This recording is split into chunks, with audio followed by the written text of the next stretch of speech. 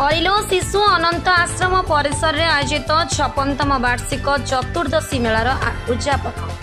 तीर्तोल अधीन अरिलो शिशु अनंत आश्रम परिसर में आयोजित 56तम वार्षिक चतुर्दशी मेलार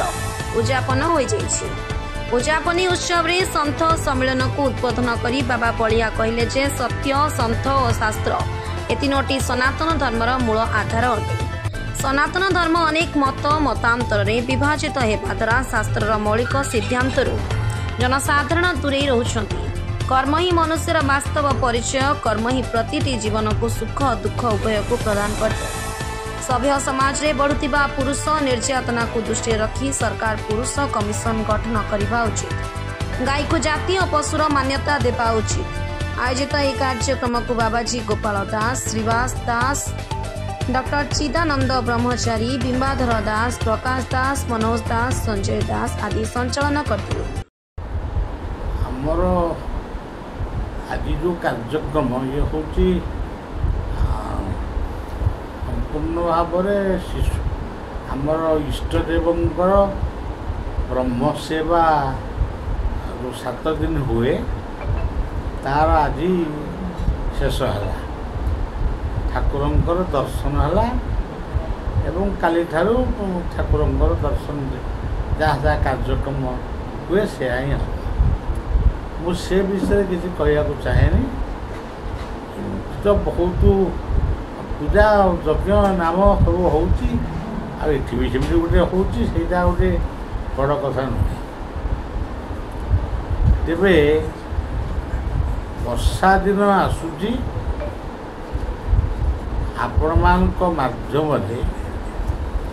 मु सरकार को जन सारी केवल ओडिशा सरकार नुहति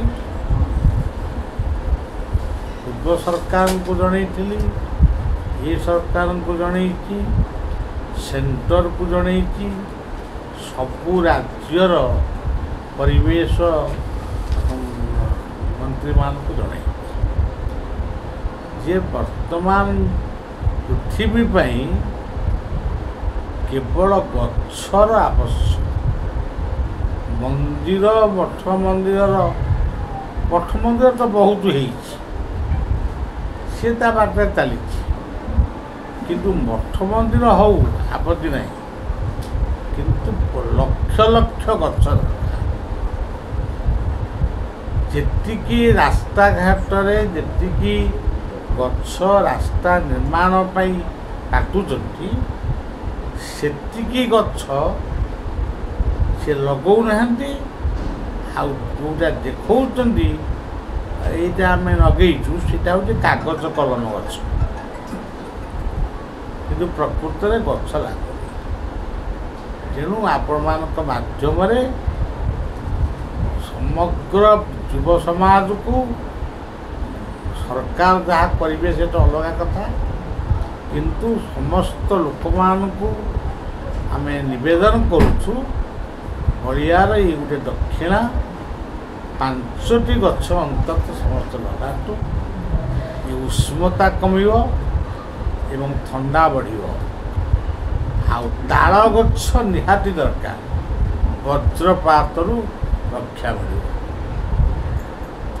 यहीटा हूँ मोर बड़ माने प्रकृत तापर आउ गोटे कथा हूँ तो एबे से कथा भुवनेश्वर प्रेस कॉन्फ्रेंस कही जे नारी निर्यातना बंद हो यह जी स्वागत योग्य ता सहित पुरुष निर्यातना बंद से तत्पर हवा उचित एवं ये जो पुआ बोहूंकर जो शाशु शशुर रही एमानक जो निर्यातना आसूची एमाने तांको निर्यातना दौरान केवल से चाउल से कौन पेंशन ये जहाँ चल पितृमातृ कमिशन पुरुष कमिशन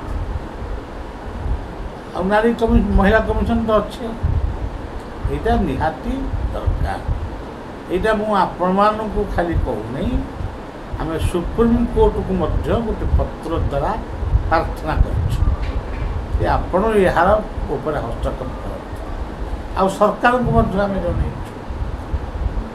ये है गोटे कथा आउ गोटे कथा हूँ आम यही वर्तमान सरकार को जनईलु जे जातीय पशु गोमाता हवा जरूरी गाई क्षीर दिए गाई क्षीर दही लहुणी छेना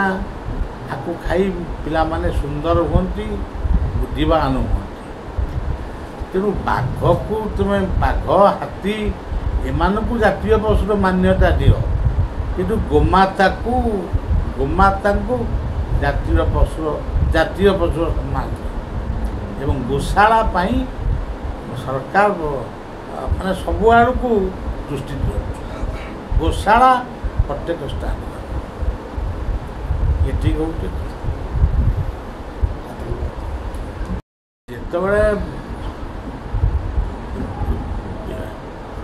पाकिस्तान बांग्लादेश जो विभाजन से जो माने आसी से सरकार उत्साहित करते आम जी जानी आमर ये केन्द्रापड़ा अंचल भी अच्छा किंतु परवर्ती समय बोले यही 10 वर्ष 15 वर्ष 20 वर्ष भीतर से माने भारत को आसुचंती काम करिवे परिश्रम करिवे अर्थ उपार्जन करिवे तांको देश को पठेइबे एवं ता सहित आतंकवाद कार्य गंजेई अफिम मद कथा मुझे गंजेई चाष ठार आरंभ करी आतंकवाद उत्साहित कर सरकार ये गोटे मुंड खर्च कर निष्पत्ति की हम ठीक बोली देखो निष्पत्ति देशपाई जहाँ जिते बड़े दरकार आमे समस्ते राष्ट्र प्रथम राष्ट्र तापरे राजनीति पाकिस्तान जो माने विदा हेले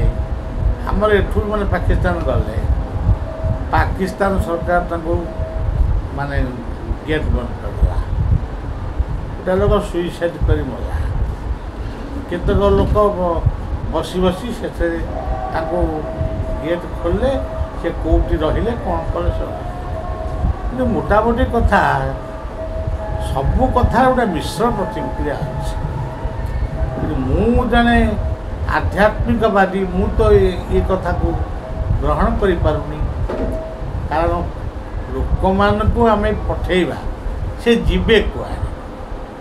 बरं आम देश जो दोषी अच्छा भितर आम दंडित करवा आम विताड़ित करवा किंतु छोट छुआ माने कौन दोष कले गोटे स्त्री लोक सी बिल्कुल पाकिस्तान देखनी कि बांग्लादेश देखनी से जन्म होती बाहर सी बर्तमान कौन तेणु से सरकार पाखे बलिया नवेदन करुँची पुणी खाली प्रेस कहवानी माने पत्र द्वारा जोगाजोग करवा जे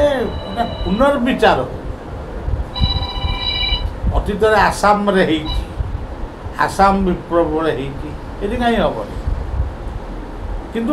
जो माने भल लोक भद्र लोक आउ पिला एमान को सुरक्षा दिया। तीर्तोलडू गोपाल कृष्ण दास का रिपोर्ट, भंजदूत खबर।